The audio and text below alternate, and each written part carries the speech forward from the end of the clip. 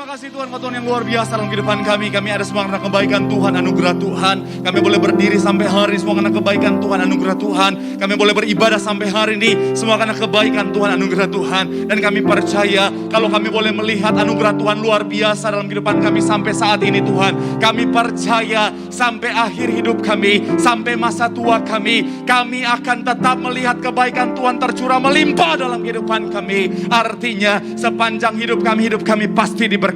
Sepanjang hidup kami, pekerjaan bisnis kami pasti diberkati. Pendidikan kami pasti diberkati. Bahkan sepanjang hidup kami sampai anak cucu kami semuanya pasti diberkati untuk hormat kemuliaan nama Tuhan. Terima kasih Tuhan, terima kasih. Dan dengan ucapan syukur itu Tuhan di tempat ini bersama dengan seluruh jemaat-Mu kaum muda modernas dimanapun mereka berada, kami telah yaitu Tuhan menaikkan pujian kami, penyembahan kami kepadamu. Tuhan, kami doa biar kiranya pujian kami, penyembahan kami boleh terus menyenangkan hati Tuhan. Karena kami percaya ketika hati Tuhan disenangkan, ada hadirat Tuhan yang tercurah. Dan di mana ada hadirat Tuhan, di situ pasti ada berkat, ada sukacita, ada mujizat. Kami doa yang sakit Tuhan sembuhkan, yang terikat Tuhan berikan kelepasan, bahkan ada kemenangan yang Tuhan nyatakan dalam kehidupan setiap kami. Terima kasih Tuhan, terima kasih Tuhan. Tiba saatnya Tuhan, kami siap untuk lebih lagi diberkati oleh kebenaran firman Tuhan. Kami doa, oh Tuhan yang menjamah hati dan pikiran kami, ubahkan hati kami bagaikan tanah yang subur, agar ketika benih firman Tuhan ditabur, benih firman boleh bertumbuh, berakar dan berbuah. Kami yang terima firman Tuhan bukan cuma duduk diam menjadi pendengar, tapi kami boleh bangkit jadi pelaku-pelaku firman Tuhan. Hamba-Mu yang Kau percayakan menyampaikan firman Tuhan sore malam hari Tuhan, kami doa urapan-Mu mengalir atas hamba-Mu Tuhan. Hamba manusia biasa, hamba sangat terbatas, hamba gak bisa apa-apa tanpa Tuhan. Tapi kami percaya dengan iman jika ada Tuhan, jika ada urapan Tuhan ada atas hamba. Yang biasa ini sambut Tuhan bahkan jadi luar biasa untuk boleh jadi saluran berkat bagi setiap jemaat. Kami doa Tuhan, biar kiranya Tuhan sajalah yang nampak Tuhan. Biar kiranya Tuhan sajalah yang ditinggikan. Hamba gak mau mencuri kemuliaan Tuhan. Biar kiranya Tuhan oleh apa yang kami kerjakan sekali lagi hanya Tuhan saja yang dipermuliakan. Biar Tuhan yang semakin besar, kami yang semakin kecil. Sehingga sekali lagi Tuhan, melalui kemuliaan Tuhan, semua jiwa-jiwa yang menyaksikan, yang terhubung, semuanya pasti diberkati Tuhan. Berbicaralah Tuhan, berfirman bagi setiap kami, karena kami siap untuk mendengarkannya. Dalam nama Yesus, mari yang siap terima berkat, terima sukacita Tuhan, sama-sama kita katakan amin. Boleh berikan tepuk tangan yang paling meriah buat Tuhan. Silakan duduk Bapak Saudara. Terima kasih buat worship leader, singkat pemain musik serta semua yang sudah melayani. Dan dari mimbar ini saya mau sampaikan salam damai sejahtera. Shalom. Sekali lagi shalom. Haleluya, haleluya. Saya percaya dalam Tuhan ada sukacita, dan di mana ada sukacita pasti ada senyuman di wajahnya. Sama-sama saudara yang dalam Tuhan yang ada sukacita sorgawi, boleh berikan senyuman dulu. Bilang sama kanan kirimu, mari tetap bersukacita dalam Tuhan. Yuk jumpai kanan kirimu, depan belakangmu saudara. Jika ada orang di samping kiri kananmu, berikan senyuman yang paling manis. Katakan mari bersukacita dalam Tuhan, sebab sukacita Tuhan tercurah bagi setiap kita. Haleluya, haleluya. Saya sangat bersukacita hari ini saudara, karena saya percaya saudara dan saya juga tetap bersukacita. Mungkin saudara bilang sama saya, Pak Pendeta, bagaimana kita tetap bersukacita di keadaan seperti ini Pak Pendeta? Bagaimana kita bisa bersukacita dalam masa-masa yang seperti ini Pak Pendeta? Saya mau bilang saudara, kebenarannya sukacita kita bukan ditentukan oleh dunia. Sukacita kita ditentukan karena ada kerajaan sorga buat saudara dan saya. Ada Tuhan buat saudara dan saya. Boleh berikan tepuk tangan yang paling meriah buat Tuhan. Haleluya. Haleluya. Dan senang bisa jumpa saudara-saudara semangat cari Tuhan. Sore-sore datang cari Tuhan. Sore-sore menyaksikan, terhubung melalui live streaming ini saudara. Saya percaya kita semangat cari Tuhan. Kita punya hati untuk datang sama Tuhan. Maka hidup kita pasti diberkati Tuhan. Sama-sama bilang sama saya, aku pasti diberkati Tuhan. Bilang kanan kirimu, kamu juga pasti diberkati. Yuk boleh berikan tepuk tangan yang paling meriah dulu buat Tuhan kita yang luar biasa. Haleluya. Haleluya. Yuk saudara, seperti biasa, sebelum kita membuka Alkitab kita, saya mau ajak saudara, yuk kita mau angkat Alkitab kita, pengakuan iman kita terhadap otoritas firman Tuhan. Yuk, sama-sama dengan iman percaya, sama-sama kita mau katakan dalam nama Tuhan Yesus, aku percaya Alkitab ini berisi firman Tuhan. Setiap kata kalimatnya sanggup memberkati aku. Dan hari ini aku pasti diubahkan. Aku pasti dipulihkan. Dalam nama Tuhan Yesus, sama-sama kita katakan Amin. Haleluya, terpuji nama Tuhan. Yuk kita buka Alkitab kita saudara, 1 Tawarik pasalnya yang ke-14, ayatnya yang ke-8 sampai ayatnya yang ke-17. Haleluya. 1 Tawarik pasalnya yang ke-14 ayat 8 sampai ayatnya yang ke-17. Jadi kita akan baca sama-sama nanti saudara. Saya akan bacakan buat saudara. Yaitu di 1 Tawarik pasalnya yang ke-14 ayatnya yang ke-8 sampai ayatnya yang ke-17. Haleluya, terpuji nama Tuhan. 1 Tawarik pasalnya yang ke-14, yang sudah di sana walaupun di rumah boleh bilang haleluya. Haleluya, terpuji nama Tuhan. Sekali lagi, 1 Tawarik pasal yang ke-14, yang sudah di sana boleh bilang haleluya. Haleluya, terpuji nama Tuhan. Saya akan bacakan buat saudara dari ayat 8 sampai ayatnya yang ke-17. Demikian firman Tuhan, diberi judul apa? Daud memukul kalah orang Filistin. Haleluya, terpuji nama Tuhan. Ayat yang ke-8 dikatakan apa di sana? Ketika didengar orang Filistin bahwa Daud telah diurapi menjadi raja atas seluruh Israel, maka majulah semua orang Filistin untuk menangkap Daud. Tetapi Daud mendengar hal itu, lalu majulah ia menghadapi mereka. Ayat 9 kita baca, ketika orang Filistin itu datang dan mengadakan penyerbuan di lembah Erefaim, ayat 10 bertanyalah Daud kepada Allah, apakah aku harus melawan orang Filistin itu dan akan kau serahkan ke mereka ke dalam tanganku? Tuhan menjawab, majulah, aku akan menyerahkan mereka ke dalam tanganmu. Ayat 11, lalu majulah ia ke Baal Perazim dan Daud memukul mereka kalah di sana. Berkatalah Daud, Allah telah menerobos musuhku dengan perantaraanku seperti air menerobos. Sebab itu orang menamakan tempat itu Baal Perazim. Ayatnya yang ke-12 dikatakan apa di sana?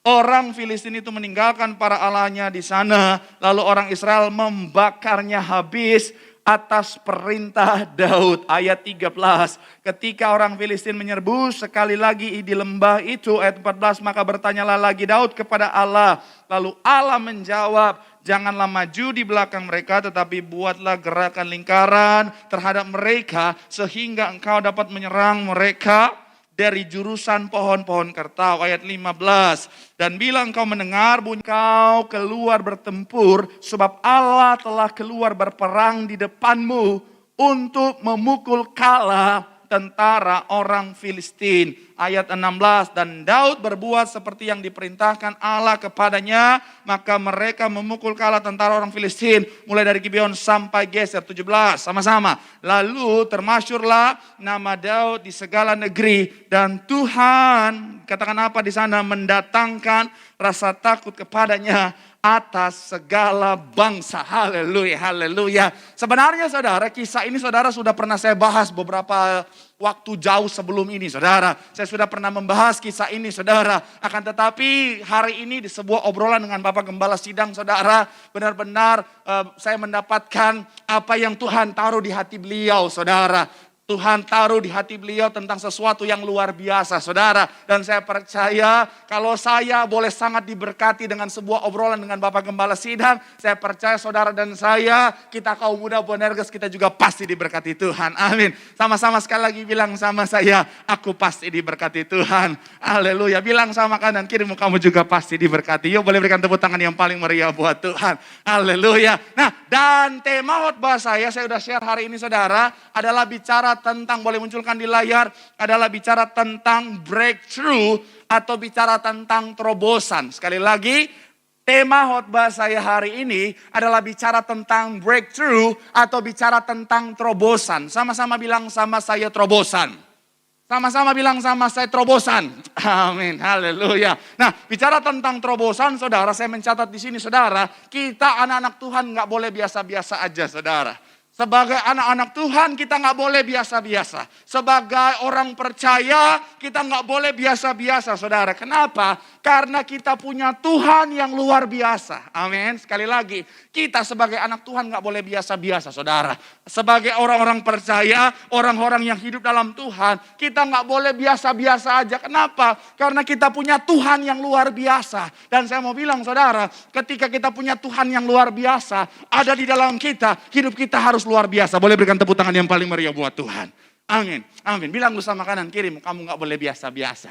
Bilang sama yang ngomong, karena Tuhan kita luar biasa. Ya tepuk tangan yang paling meriah buat Tuhan, haleluya. Kenapa? Karena sekali lagi saudara, kita punya Tuhan yang luar biasa. Gak pantas kalau kita anak Tuhan yang punya Tuhan luar biasa, terhidupnya biasa-biasa aja saudara. Makanya saya suka kesel, kalau orang tuh kalau ditanya apa-apa terus, ya biasa-biasa aja. Biasa-biasa aja. Kita punya Tuhan yang luar biasa, kita harus punya iman untuk punya apa? Jadi orang yang luar biasa. Saya senang Bapak Gembala Sidang mendidik kita, mendidik jemaat terutama kita kaum muda Bonerges. Mendidik kita untuk punya iman bahwa apa? Saudara dan saya, kita generasi the best, the biggest di bidangnya. Apapun bidang saudara dan saya, kita harus punya roh the best, the biggest. Punya iman, jadi luar biasa. Jangan cuma jadi biasa-biasa. Kita harus jadi orang-orang yang luar biasa. Supaya apa? Melalui keberhasilan kita, melalui kesuksesan kita, nama Tuhan dipermuliakan. Tepuk tangan yang paling meriah sekali lagi buat Tuhan. Haleluya, haleluya. Nah saudara, sekali lagi kita udah tahu bahwa dalam kehidupan kita sebagai anak Tuhan, kita gak boleh biasa-biasa. Karena kita harus jadi luar biasa. Karena ada Tuhan yang luar biasa dalam kita. Pertanyaannya, bagaimana supaya kita menjadi orang yang luar biasa, mengadakan terobosan dalam kehidupan kita. Bukan kehidupan yang biasa-biasa saja, tapi kehidupan yang ada terobosan demi terobosan yang terjadi di dalamnya. Kita akan belajar dari kehidupan seorang Daud. Kenapa? Karena kalau kita baca kisah ini saudara, Daud ini benar-benar mengalami terobosan-terobosan yang luar biasa dalam kehidupannya. Kita tahu bersama saudara, awalnya Daud hanya seorang pengembala kambing domba saudara. Bahkan bukan seorang pengembala kambing domba yang mohon maaf dengan segala kerendahan hati, bukan yang hebat saudara. Karena Alkitab mencatat berapa? Masih ingat? Hah? Ya, ada yang jawab, ada yang diam. Yang jawab betul, cuman 2-3 ekor saja. Jadi yang Daud gembalakan cuman sangat dikit banget saudara. Jadi bayangkan saudara, seorang Daud, even orang tuanya aja, mohon maaf saudara, hanya mempercayakan yang sedikit sama dia. Karena artinya apa? Di mata orang tuanya ya Daud hanya punya kemampuan yang biasa-biasa saja saudara. Tapi saya mau bilang saudara, ada terobosan yang luar biasa dalam perjalanan kehidupan Daud. Dari seorang yang mohon maaf saudara, pengembala kambing yang domba yang biasa-biasa saja. Menjadi orang yang luar biasa, seorang raja. Bahkan sangat legendaris dikenang sampai hari ini saudara. Kalau saudara ke Israel, saudara bisa lihat betapa sampai hari ini Raja Daud tetap menjadi orang yang salah satu orang yang sangat dihormati. Saya mau bilang saudara, itu merupakan terobosan yang luar biasa. Itu kenapa sama-sama kita akan belajar dari sosok seorang Daud, dari kisah ini saudara. Bagaimana kita sebagai anak muda, sebagai anak Tuhan memiliki kehidupan yang ada terobosan di dalamnya. Yang pertama saudara, coba kita lihat saudara. Ayatnya yang ke-8 bagian A. Ayat yang ke-8 bagian A. Coba boleh munculkan di layar saudara. Bagaimana memiliki hidup yang memiliki terobosan di dalamnya. Coba kita lihat. 1 Tawarik pasal yang ke-14 ayat yang ke-8. Sama-sama kita baca. 3 ya. Ketika didengar orang Filistin bahwa apa? Daud telah apa? Diurapi menjadi raja atas seluruh Israel. Sekali lagi saudara dikatakan apa?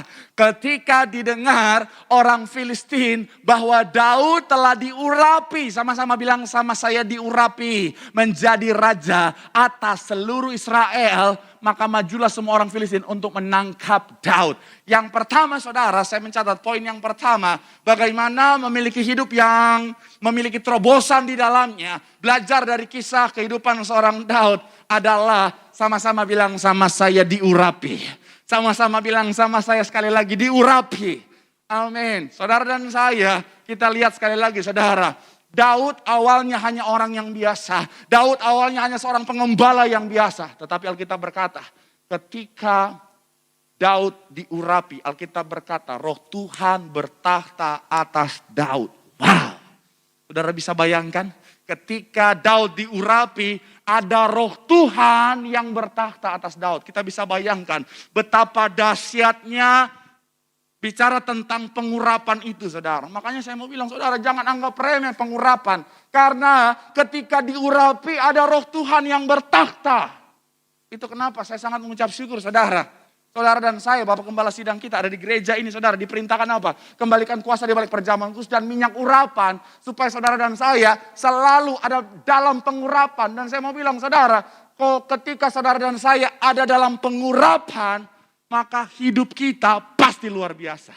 Amin. Kenapa? Karena pengurapan menghasilkan takhta Allah, kuasa Tuhan dalam kehidupan kita. Dan kalau saudara dan saya ada roh Tuhan bertahta dalam kehidupan kita, saya mau bilang saudara, hidupmu pasti luar biasa. Amin saudara. Yes. Itu kenapa saudara, kalau ada orang mohon maaf, ada orang-orang yang mohon maaf mulai menyerang yang namanya kuasa ini, itu apa, itu Tiberius bicara tentang minyak urapan. Hei, belajar lagi Alkitabnya saudara. Saya mau bilang saudara, suruh dia belajar lagi Alkitabnya. Karena memang dikatakan dalam Alkitab bahwa adanya pengurapan di sana saudara.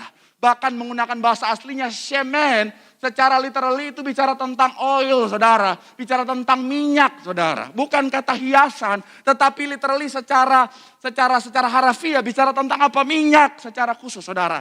Ini sarana yang Tuhan perintahkan. Bukan karena kita mempertuhankan minyak, bukan karena kuasa minyak ini, tapi karena ada kuasa Tuhan di dalam minyak ini jadi sarana, sehingga orang yang diurapi, saya mau bilang saudara, ada roh Tuhan di atasnya. Saya percaya bukan tanpa alasan Tuhan pakai minyak urapan saudara. Bukan tanpa alasan Tuhan perintahkan bicara tentang minyak. Itu kenapa? Kalau saudara perhatikan, Bapak Gembala Sidang kita bilang begini saudara, minyak urapan ada unsur pengampunan di sana saudara. Karena memang itu gambaran tentang apa? Tentang pengorbanan Tuhan, di mana minyak urapan itu harus dihancurkan dulu untuk mengeluarkan sari-sarinya saudara. Biji, buah, zaitun harus dihancurkan dulu, dikorbankan dulu untuk mengeluarkan intisarinya saudara. Nah itu kenapa ada unsur pengampunan di sana. Ada roh Tuhan yang luar biasa di dalamnya. Ketika saudara dan saya diurapi, ada roh Tuhan bertakhta atas kita. Itu kenapa sekali lagi dalam Alkitab pun bilang apa? Biarlah selalu putih pakaianmu dan jangan sampai tidak ada apa? Minyak di atas kepalamu. Bukan tanpa alasan. Alkitab berkata jangan sampai tidak ada minyak di atas kepalamu. Gambaran apa? Selalu dalam pengurapan Tuhan. Itu kenapa sekali lagi saya sangat mengucap syukur saudara. Di gereja ini kita diperintahkan Tuhan untuk apa? Kepada Bapak Gembala Sidang kita. Kembalikan kuasa perjamuan kudus dan minyak urapan. Supaya apa? Di akhir zaman ini saudara dan saya, kita bukan menjadi orang-orang yang biasa-biasa saja. Tetapi kita menjadi orang-orang yang luar biasa. Bahkan sanggup lakukan breakthrough atau bicara tentang terobosan. Karena ada pengurapan Tuhan. Dan di mana ada pengurapan Tuhan, di situ roh Tuhan, roh Allah bertakhta. Boleh berikan tepuk tangan yang paling meriah buat Tuhan. Haleluya. Bilang dulu sama kanan kirimu, harus selalu dalam pengurapan. Amin. Mungkin saudara bilang sama saya, Pak Pendeta, kalau bicara tentang pengurapan Pak Pendeta, itu ada di Alkitab Pak Pendeta. Kenapa masih banyak orang-orang yang masih belum mengenal, belum percaya, atau bahkan menolak tentang kuasa perjamuan kudus dan minyak urapan Pak Pendeta. Terutama bicara tentang minyak urapan, kenapa Pak Pendeta? Saya mau bilang saudara, saya pelajari ada dua hal. Yang pertama adalah karena ketidaktahuan.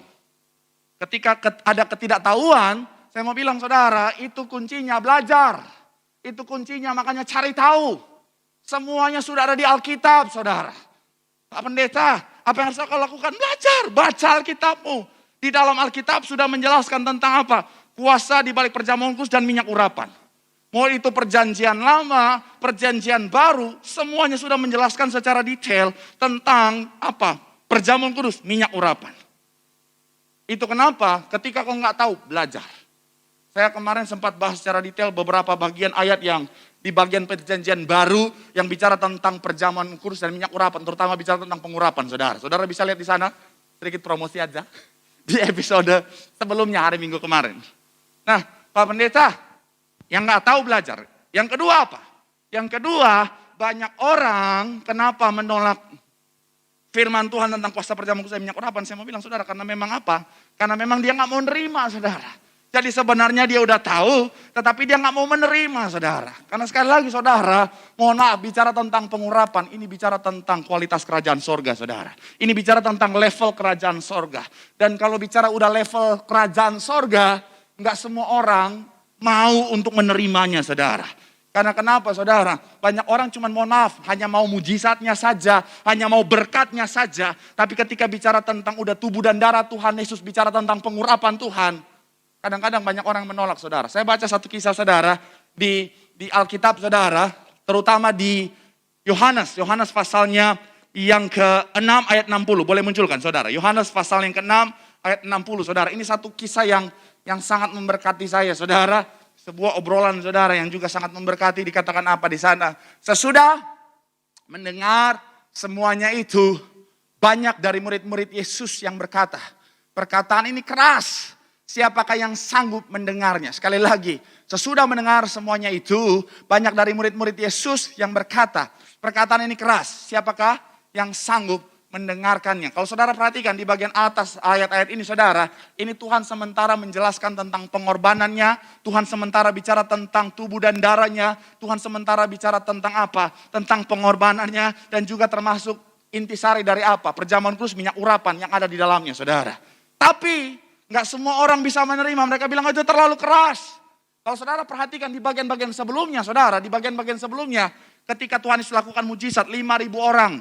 Bahkan kalau saudara perhatikan, saudara, itu hanya laki-laki saja. Kalau saudara hitung misalnya satu laki-laki bawa satu istri, satu anak, artinya apa? Kurang lebih 15.000 orang. Rame sekali, saudara. Setelah itu Tuhan Yesus lakukan mujizat lagi, banyak yang ikut dan lain sebagainya. Tetapi ketika udah bicara tentang apa? Tubuh dan darah. Ketika udah bicara tentang pengurapan di dalamnya, saudara, nggak semua orang bisa nerima. Karena saya mau bilang, itu level kerajaan sorga, saudara. Itu kenapa kalau hari-hari ini, saudara, ada orang-orang yang mungkin menolak, orang-orang yang menyerang. Saya mau bilang, saudara, yang pertama, karena apa? Karena ketidaktahuan. Kalau ketidaktahuan bisa belajar, yang bahaya kalau udah menolak, saudara. Karena kenapa? Kalau udah bicara penolakan, itu udah bicara tentang kebebalan, saudara. Tapi percayalah, kita yang udah tahu kebenaran, kita tahu bicara tentang apa, saudara dan saya, untuk tetap bisa melakukan hal-hal luar biasa dalam kehidupan kita. Belajar dari kisah Daud, melakukan breakthrough. Harus selalu dalam pengurapan. Karena ketika ada pengurapan atas saudara dan saya, roh Tuhan bertahta dalam kehidupan kita. Saya mau bilang, saudara, kehidupan kita adalah kehidupan yang penuh dengan terobosan demi terobosan. Yang setuju boleh berikan tepuk tangan yang paling meriah buat Tuhan. Haleluya. Bilang sama kanan kirimu, selalu dalam pengurapan Tuhan. Bilang sama kanan kirimu, ada roh Tuhan yang sanggup melakukan terobosan dalam kehidupanmu. Boleh berikan tepuk tangan yang paling meriah dulu buat Tuhan. Haleluya. Kita coba, saudara. Yang kedua, masih di ayat yang ke-8, saudara. Ayat yang ke-8. Tapi sedikit, saudara, kita lihat ayat ke-8, saudara, ayat ke-8. Sedikit saya mau ajak saudara untuk lihat ini juga, saudara. Ketika didengar orang Filistin bahwa Daud telah diurapi menjadi raja atas seluruh Israel, maka majulah semua orang Filistin untuk menangkap Daud. Sedikit, tahan ayatnya, saudara. Kalau saudara tanya sama saya, Pak Pendeta, kenapa masih ada orang suka menyerang Tiberias, Pak Pendeta, suka menyerang apa yang Tuhan perintahkan bagi Bapak Gembala Sidang tentang perjamuan kudus dan minyak urapan? Dari zaman dulu udah ada. Nih, ketika didengar diurapi Daud diurapi langsung tuh. Orang Filistin langsung apa? Mau mengejar, menangkap Daud. Memang kalau orang yang diurapi itu, saudara, itu menggetarkan, saudara. Orang kalau diurapi, itu kuasa kegelapan langsung ketakutan, saudara. Orang kalau diurapi, itu mohon maaf, saudara. Kuasa-kuasa kegelapan langsung gemetar, langsung berusaha untuk menyerang. Tapi percayalah, orang-orang yang diurapi, saya mau bilang, saudara, tidak dikalahkan yang jahat. Bahkan di akhir zaman tidak akan dirusakkan. Tepuk tangan yang paling meriah dulu buat Tuhan. Haleluya. Haleluya. Yuk lanjut, saudara. Ketika, masih di ayat yang sama, saudara, ayat 8. Ketika didengar bahwa Daud telah diurapi menjadi raja atas seluruh Israel, maka majulah semua orang Filistin untuk menangkap Daud. Tapi kita lihat, saudara, apa alasan yang kedua? Daud melakukan terobosan dalam kehidupannya, memiliki terobosan dalam kehidupannya. Dikatakan apa? Tetapi Daud, kita munculkan dulu poinnya. Salah. Ayatnya dulu baru poin. Itu nanti contekan. Tetapi Daud mendengar hal itu. Hal apa yang dia dengar? Tentang bahwa banyak orang Filistin mau menangkap dia, mau menyerang dia. Tetapi ketika Daud dengar, apa yang dia lakukan? Lalu apa? Majulah ia menghadapi mereka. Wow. Kalau saudara perhatikan, saudara, bahwa ketika saya bahas tentang orang Filistin, saya mau bilang, saudara, orang Filistin ini bukan bangsa yang biasa, saudara. Bangsa Filistin adalah bangsa yang terkenal dengan postur tubuhnya yang besar. Bangsa Filistin ini saudara adalah bangsa yang terkenal dengan kemampuan perangnya saudara. Karena memang mereka suka perang saudara. Tetapi ketika didengar bahwa orang Filistin datang untuk menangkap, untuk menyerang, Daud tidak ada sedikit pun ketakutan di dalamnya. Itu kenapa poin yang kedua saya mencatat, melakukan terobosan dalam kehidupan apa? Bicara tentang apa? Memiliki keberanian. Sama-sama bilang sama saya, memiliki keberanian. Sama-sama bilang sama saya, memiliki keberanian. Amin. Sama-sama bilang sama saya, berani. Haleluya. Saya mau bilang saudara, Daud kenapa bisa lakukan terobosan? Karena Daud punya keberanian yang luar biasa. Seandainya saja Daud tidak punya keberanian, saya mau bilang saudara, kisah ini pasti akan berbeda saudara. Seandainya saja Daud tidak punya keberanian, ketika dia dengar orang Filistin datang untuk menangkap dia, untuk menyerang dia, saya mau bilang saudara, Daud pasti lari saudara. Daud pasti lari terbirit-birit saudara. Dan saya mau bilang saudara, pasti akan menjadi kisah yang sangat menyedihkan saudara dan memalukan. Dan tidak akan ada terobosan yang terjadi dalam kehidupan seorang Daud. Tapi hebatnya, Daud sanggup dia maju, kenapa? Karena ada keberanian yang luar biasa. Dan saya percaya itu didasari oleh karena apa? Ada pengurapan atasnya. Dia percaya, dia yakin, dia imani ada roh Tuhan yang bertahta atasnya. Itu kenapa dia punya keberanian yang luar biasa. Saya mau bilang buat anak muda, buat anak Tuhan yang menyaksikan acara ini. Saya mau bilang saudara, kalau kau ingin mengalami terobosan dalam kehidupanmu, ayo jangan dikit-dikit takut, jangan dikit-dikit takut. Saya kemarin baru bahas tentang ketakutan saudara. Ketakutan, apalagi hidup dalam ketakutan, dikuasai roh ketakutan, itu bukan hanya membuat kita nggak bisa maju, tapi juga bisa menghancurkan kehidupan kita. So ayo, miliki keberanian. Saya mau bilang saudara, kita harus sadar posisi kita sebagai anak Tuhan. Kita mau takut apa kalau kita udah punya Tuhan? Amin. Mau orang hebat seperti apapun yang coba serang saudara, kalau kau punya Tuhan kau pasti menang. Mau orang sepintar apapun, sebijak sana apapun, seberhikmat dunia apapun berusaha untuk menyerang saudara, selama Tuhan di pihakmu, kamu pasti menang. Amin. Kurang kencang aminnya. Bilang dulu amin. Itu baru anak Tuhan. Jangan mau bilang amin aja takut. Lagi bicara tentang keberanian ini. Amin. Itu di atas itu teriak amin. Walaupun pelan-pelan. Yang kencang. Amin. Mana suaranya? Saya lagi ngomong sama yang di sini. Saya mau bilang saudara, kita harus sadar betul posisi kita, ada Tuhan, kita diurapi ada Tuhan dalam kita. Daud sadar betul ada Tuhan di dalamnya karena dia telah diurapi, ada roh Tuhan yang bertata atasnya. Itu kenapa dia gak takut saudara. Saya mau bilang sekali lagi, ayo dalam kehidupan kita. Jangan dikit-dikit takut, jangan dikit-dikit takut. Milikilah keberanian yang luar biasa, ada Tuhan kok bersama dengan kita. Karena gini saudara, kalau saudara dikit-dikit takut percayalah, tidak akan ada breakthrough, terobosan yang terjadi dalam kehidupanmu. Dalam bisnis, kalau kau dikit-dikit takut, saya mau bilang saudara, percayalah, bisnismu bisa jadi cuman gitu-gitu doang saudara. Karena salah satu syarat sukses dalam bisnis adalah apa? Berani mengambil resiko. Tentunya resiko yang sudah diperhitungkan sebelumnya saudara. Karena keberanian tanpa perhitungan itu sebuah kebodohan. Tapi saya mau bilang saudara harus berani untuk ambil resiko. Harus berani untuk ambil keputusan. Kalau takut terus nggak akan maju-maju saudara. Dalam kehidupanmu, apapun itu saudara, harus ada keberanian. Apalagi ini, yang jomblo-jomblo, yang single-single ini. Ingin mengalami terobosan untuk memiliki hubungan. Kalau takut terus, bagaimana bisa maju? Buat para laki-laki, saya pendeta yang mengasihi saudara, yang sudah bertahun-tahun jomblo terus. Kalau kau penakut, bagaimana ada terobosan dalam hubunganmu? Maju dong. Kalau tiap hari kau cuma nontonin story-nya, tapi untuk DM aja kau gak berani. Jangan harap dia bisa notice kamu.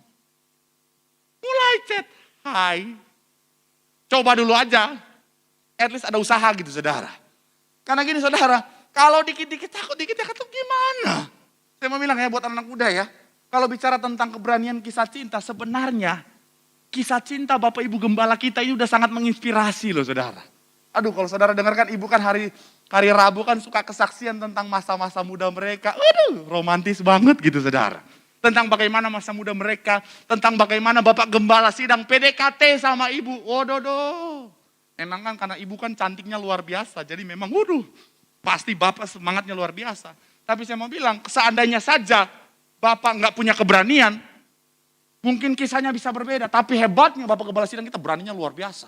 Datang ke rumah, menghadap orang tua, Bapak dan Ibu dari Ibu Gembala. Waduh, berani ngomong saudara. Oh Tuhan. Itu baru laki-laki sejati, makanya berhasil saudara. Saya mau bilang saudara, janganlah dikit-dikit takut, jangan dikit-dikit takut. Nih, buat anak-anak muda, cowok-cowok, pria-pria. Kalau mau berhasil, lakukan terobosan dalam hubungan, ayo maju, hadapi orang tuanya, datang, kenalan sama orang tua. Jangan mau PDKT cuma berani jemput depan rumah, apalagi cuma jemput depan gang. Yang panggang, udah hilang itu iklannya saudara. Saya mau bilang saudara, berani. Karena sekali lagi saudara, keberanian akan menghasilkan apa? Terobosan dalam kehidupan kita. Jangan diam saja, lakukan bagianmu. Berani. Kenapa? Karena ada Tuhan, ada pengurapan Tuhan atas kita. Tepuk tangan yang paling meriah dulu buat Tuhan.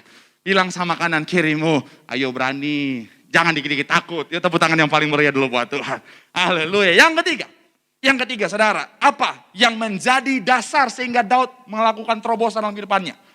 Yang ketiga, saya beri judul di sini saudara, poinnya adalah selalu menyertakan Tuhan. Kita lihat ayatnya yang ke-10. Ayat yang ke-10 boleh munculkan saudara. Ayatnya yang ke-10. Haleluya, terpuji nama Tuhan. Ayat yang ke-10 dikatakan apa di sana? 3, ya.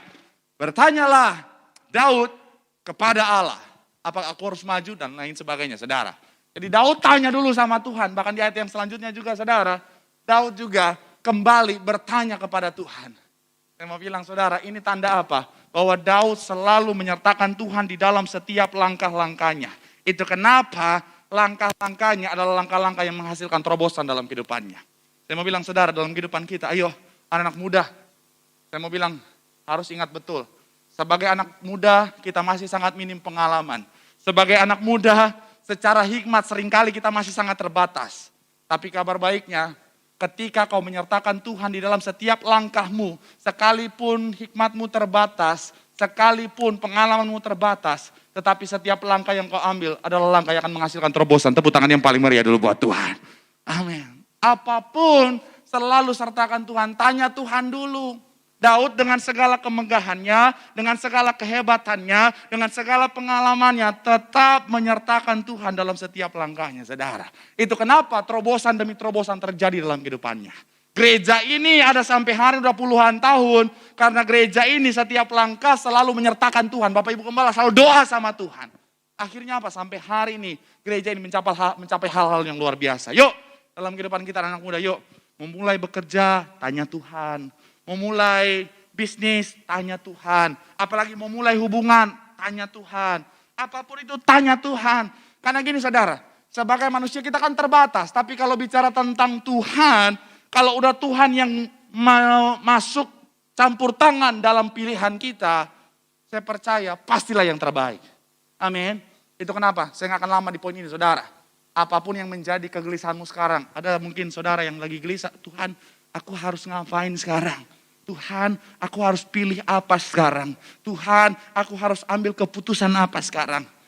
Saya mau bilang saudara, jangan pikirkan dulu apa yang menjadi keputusanmu sekarang, tetapi pikirkan dulu untuk datang sama Tuhan, sertakan Tuhan dalam pilihanmu itu.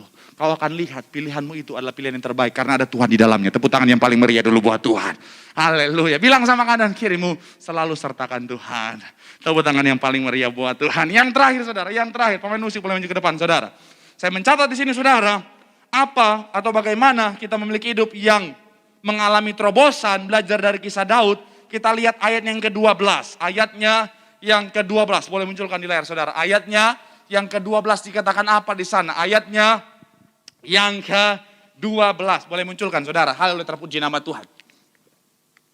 Sama-sama kita baca. 3, ya. Orang Filistin itu apa? Meninggalkan Allahnya di sana. Lalu orang Israel membakarnya habis atas perintah Daud. Sekali lagi, orang Filistin itu meninggalkan para allahnya di sana. Lalu apa? Orang Israel membakarnya habis atas perintah siapa? Daud. Haleluya, terpuji nama Tuhan. Kita tahu bersama bahwa bicara tentang dewa-dewa orang Filistin ini berupa apa? Berupa patung-patung yang dibuat dari emas, berupa patung-patung yang diukir dari barang-barang yang berharga, saudara. Bahkan ada beberapa gambar, saudara, beberapa gambar yang diambil dari catatan sejarah yang saya baca, saudara. Jadi bahkan bagian-bagian tertentu seperti mata gitu, saudara, mereka pakai diamond, saudara. Jadi benar-benar sangat berharga, saudara, dan sangat-sangat menarik mata tentunya. Tapi hebatnya ketika orang Filistin lari terbir-bir gara-gara kalah, mereka meninggalkan Allahnya di sana, para dewa-dewa emas-emas yang berharga dan berlian itu. Daud memerintahkan untuk apa? Membakarnya. Dia tidak tertarik untuk memilikinya, dia tidak tertarik untuk membawanya pulang, tetapi dia menyuruh bangsanya untuk membakar. Ini bicara tentang apa? Saya beri judul poin yang terakhir, poin yang keempat. Boleh munculkan di layar. Have loyalty, atau bicara tentang memiliki kesetiaan, saudara. Daud kenapa sekali lagi bisa lakukan terobosan yang luar biasa? Karena dia setia dengan Tuhan yang luar biasa. Dia setia dengan Allahnya. Sekalipun ada begitu banyak dewa-dewa yang ditinggalkan bangsa Filistin itu yang begitu menarik mata, saudara, Daud sama sekali tidak tertarik. Dia tetap setia dengan Allahnya yang hidup, Allah Israel. Sehingga itu menjadi salah satu kunci kehidupan Daud, adalah kehidupan yang mengalami terobosan. Saya mencatat di sini, saudara, bicara tentang kesetiaan. Kesetiaan itu penting. Daud ngalamin terobosan yang luar biasa karena memang dia orang yang setia. Sejak semula dia tetap setia, sekalipun dombanya, kambing dombanya cuma berapa? Saya bahas tadi 2-3 ekor saja, sangat sedikit, tetapi dia setia. Dan akhirnya apa? Dipercayakan untuk memimpin bangsa yang besar. Alkitab juga bilang kan, setiap perkara kecil Tuhan percayakan perkara yang besar. Artinya apa? Betapa pentingnya kesetiaan untuk bisa ngalamin terobosan. Saudara dan saya dalam bisnismu jadilah orang setia. Kalau kau gak setia, percayalah, kau gak akan pernah mengalami keberhasilan, terobosan dalam kehidupanmu. Sekecil apapun yang sedang dipercayakan atasanmu sama dirimu, yang sedang dipercayakan Tuhan dalam hidupmu, setialah. Jangan jadi orang yang tidak setia, karena itu dapat menghalangi terobosan terjadi. Setia sekalipun hanya kecil, setia. Dalam pekerjaan, dalam bisnis, dalam pelayanan, setia. Karena dalam kesetiaan ada terobosan yang luar biasa. Saya mencatat di sini, saudara, betapa pentingnya kesetiaan dalam kehidupan anak Tuhan untuk bisa melihat terobosan terjadi dalam kehidupannya. Dan saya mau bilang, saudara, salah satu kunci keberhasilan gereja ini karena memang Bapak Ibu Gembala kita setia. Setia menyuarakan apa? Tentang apa yang Tuhan perintahkan, tubuh dan darah Tuhan Yesus. Setia menyuarakan tentang apa? Tentang pengurapan Tuhan, kuasa Tuhan di balik perjamuan dan minyak urapan. Setia. Saudara lihat, saya kemarin baca buletin Bapak Ibu tahun dulu, zaman dulu sekali, saudara. Tahun awal-awal Tiberia, saudara, cetak buletin masih di kertas, saudara. Saya lihat, saya ketawa-ketawa sendiri sekaligus bangga, saudara. Karena dari zaman dulu Bapak Gembala Sidang selalu menyuarakan hal yang sama sampai hari ini, saudara. Tidak berubah. Setia. Kemudian satu kisah juga bicara tentang kesetiaan. Sahabat saya tanya sama ibu, Bu, apa sih yang membuat ibu begitu menghormati Bapak? Ibu cuma bilang, karena Bapak orang yang setia. Saya mau bilang, yuk jaga kesetiaan. Rumah tangga juga, jaga kesetiaan lah. Suami-suami kalau pengen dihormati istri, kuncinya jaga kesetiaan. Karena percuma kesuksesanmu tanpa kesetiaan di dalamnya. Karena kesuksesan tanpa kesetiaan cepat atau lambat akan hancur juga. Itu kenapa setia? Jadilah orang-orang yang setia, saudara. Awalnya mungkin banyak orang setia, tapi seiring berjalannya waktu banyak orang jadi gak setia, saudara. Kalau bahasanya Ibu Gembala tuh kena makan ragi, saudara. Jadi ragi itu dalam Alkitab kalau sudah pelajari ada dua. Satu ragi punya makna baik, satu ragi punya makna buruk. Makna baiknya adalah bisa bicara tentang perkembangan. Makna buruknya bicara tentang merusak. Nah, bicara tentang Kesetiaan, kadang-kadang kalau kita nggak benar-benar jaga hati kita, seperti ibarat makan ragi itu tadi saudara, karena kekayaan, karena pujian, akhirnya apa? Bisa berubah kesetiaan saudara. Jadi ketidaksetiaan. Itu kenapa benar-benar jaga hati dengan baik untuk tetap memiliki kesetiaan dalam kehidupan kita. Setialah. Jadilah orang-orang setia. Karena Alkitab juga bilang kan, barang siapa yang setia sampai akhir akan beroleh mahkota kehidupan. Jadi orang setia, dalam rumah tangga setia, dalam bisnis setia, dalam pekerjaan menjadi orang-orang yang setia. Setia sekecil apapun itu, setia aja. Karena setia dari perkara yang kecil, pasti dipercayakan perkara yang besar, saudara. Dan kesetiaan ini saudara bersifat continuous tense, terus menerus sampai akhir. Saya percaya yuk, kalau kita setia dalam kehidupan kita, kita akan melihat terobosan demi terobosan pasti terjadi dalam kehidupan kita. Yuk boleh berikan tepuk tangan yang paling meriah dulu buat Tuhan. Bilang sama kanan kiri, jadilah pribadi yang setia. Bilang sama yang ngomong, kau akan lihat terobosan terjadi dalam kehidupanmu. Tepuk tangan yang paling meriah buat Tuhan.